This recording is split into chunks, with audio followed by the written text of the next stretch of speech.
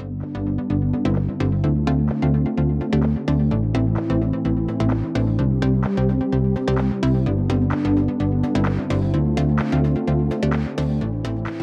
I'm Marilyn Thomas with the Homewood-Flossmoor Chronicle, and today our guest is Joni Bradley Scott, who is running for mayor in the village of Flossmoor. This is one in a series of interviews that we are doing with candidates running in the April 1st election. So please tell us how you came to be part of Flossmoor government and what roles you've had.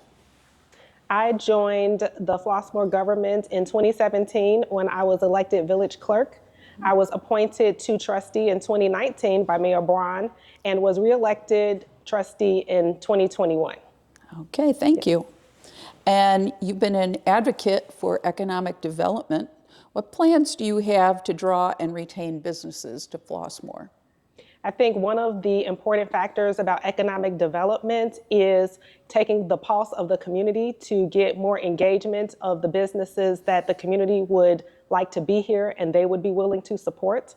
I also think that it is important for the businesses that have raised their hand and have selected to be here that we provide them with resources of sustainability. And so there have been grants and opportunities to help them succeed as businesses. And so we need to be able to provide those platforms and resources for businesses to be successful. Okay.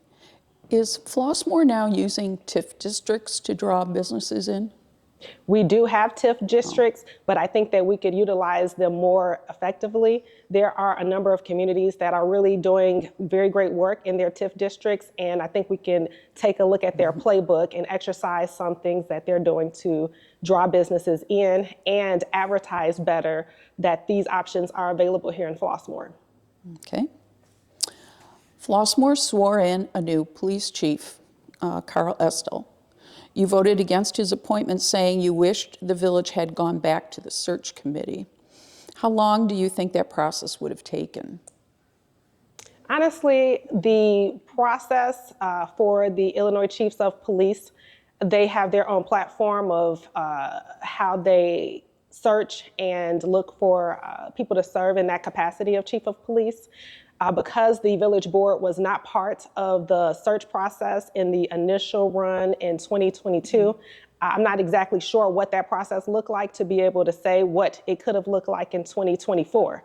I do know, though, that we as a town spend a lot of money for education and to train our police officers. And so it would behoove us to know exactly what the Illinois Chiefs of Police saw in the candidates that they had chosen in their final rounds, so that we know exactly what would have been the better fit for Flossmoor, because they made recommendations, they ranked the officers.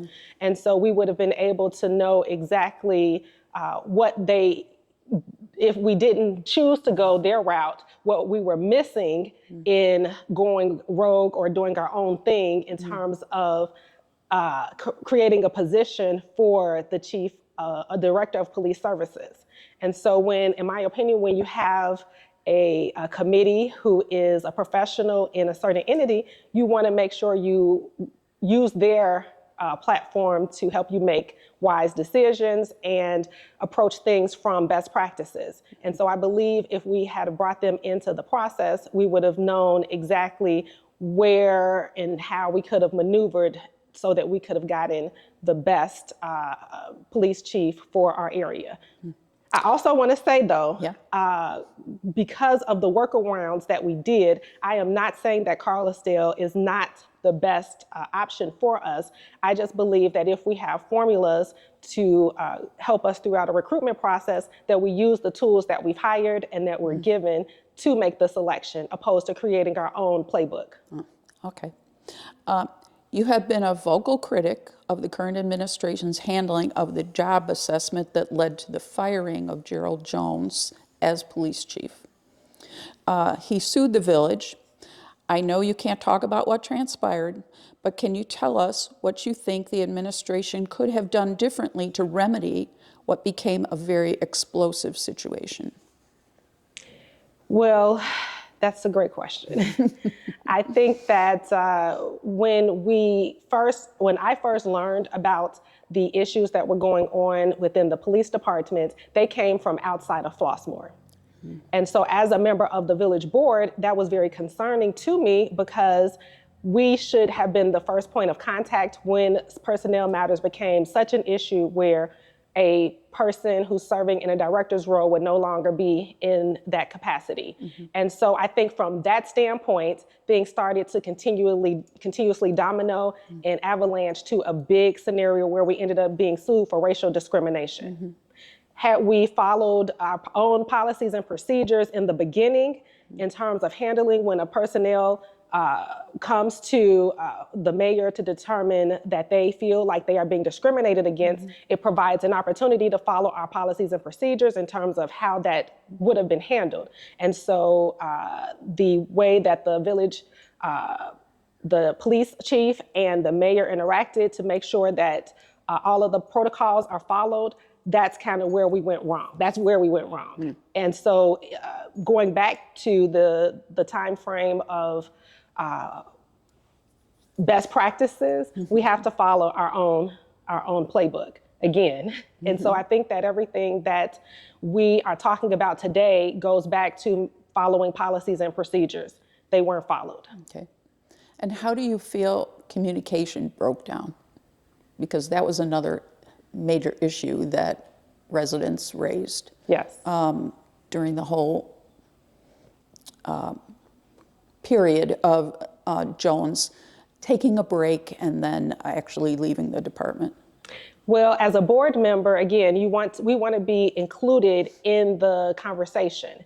And so when we are finding out as a board information that the Channel 9 news or news outlets are providing that the police chief is being placed on administrative leave, that is upsetting. And community members were telling me that he was being fired on a certain day that the board had not been included in. And so again, it's always important to communicate with the board timely, effectively, and with correct information. And then going back to the communication that the community received, the community members as well as the board was told that, well, you'll know exactly why the police chief was fired. And that information to this day has never been disclosed to the community. And so when people promise things, when the mayor promises things, the community expects the mayor to deliver. And so that's a breakdown in communication and, in my opinion, trust. Okay. In an opinion of a lot of residents, trust. You cite the village's finances saying Flossmoor has $1 million deficit. How do you think Flossmoor came to have a deficit that large, and what is your goal to reduce that? Well, one of the things that we know is that the operating cost for just about everything is going up. And so the cost of doing business increases, and so it requires the village to be more perhaps frugal in the way that we spend our funding. And so I think that's the most important part, is reassessing how we spend, and obviously, economic development plays a part in that, in bringing additional resources to Flossmoor, but we have to control what we can control in-house. And so making sure that our operating expenses are in step with what revenue we're bringing in. Okay. Flossmoor has a lot of positives going for it. It's a great town of diversity. It's got the half marathon run. It's got a lot going on. What do you cite as positives that you think you could enhance, or do you have any other ideas of what you'd like to bring to Flossmoor for its residents outside of politics? Indeed. One of the things that my young family enjoyed about Flossmoor is the family connection, is that there are so many things that are offered to young families in town, and a lot of opportunities for us to connect across communities. I love that. And I would love to see that opportunity for families that have teenage children and children who don't attend any of the Flossmoor schools. There is a huge opportunity for us to bring community back and make it family friendly. And so I am looking forward to accentuating that part of Flossmoor, because we do live in a town that families feel safe. And so having opportunities for families to interact in across town and multiple opportunities is a plus, and that we need to provide more opportunities for families to do that.